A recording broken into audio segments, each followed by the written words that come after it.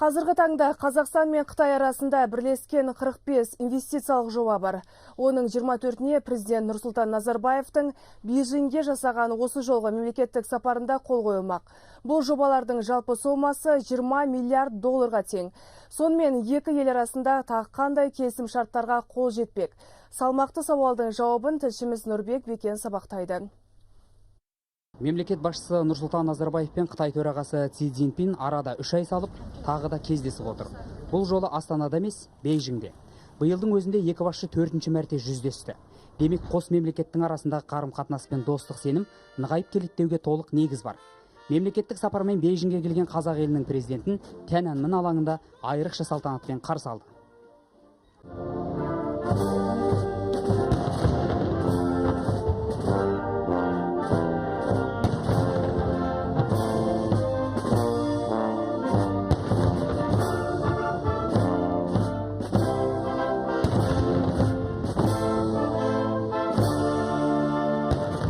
Мемлекет басшысы Нұрсұлтан Назарбаев Қытай халқын Жапон басқыншыларына қарсы соғыстағы жеңістің 70 жылдығымен құттықтады.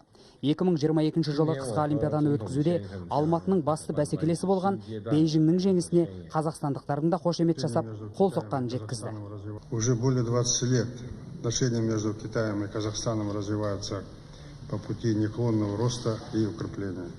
Сегодня этому способствует достигнутые в ходе вашего официального визита к Казахстану в мае текущего года договоренности.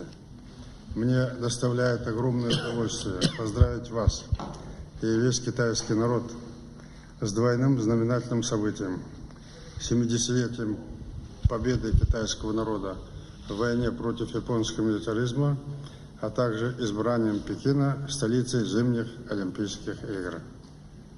Мы аплодировали вам и поздравляли. Пекин станет единственным в мире городом, где прошли летние и зимние Олимпийские игры. Бүгін мен Қазақстан президентімен жан-жақты әріптестік жөніндегі бірлескен құжатқа қол қойдым. Бұл біздің былтырғы кездесулеріміздің қорытындысы және келешектегі ынтымақтастығымыздың жарасымды жалғасы. Қытай тарапы Қазақстанмен қарым-қатынасты дамытуға әрқашан әзір. Былтыр Қазақстан мен Қытайдың өзара сауда айналымы 17,2 миллиард долларға жетті. Әлемдік экономиканың тұрақсыздығы тұсында екі ел де сыртқы сауданы жандандыруға мүдделі.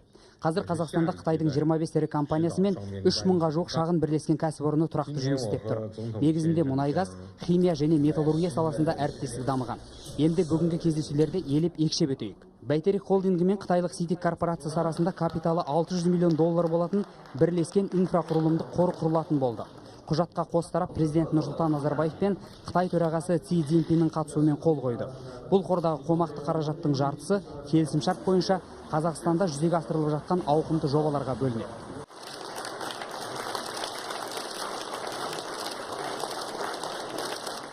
Фактически во всех регионах Казахстана Қазақстанның барлық аймақтарында жаңа өндіріс орындары құрылатын болады. Ол жобалардың кейбірі 2015 жылы басталады.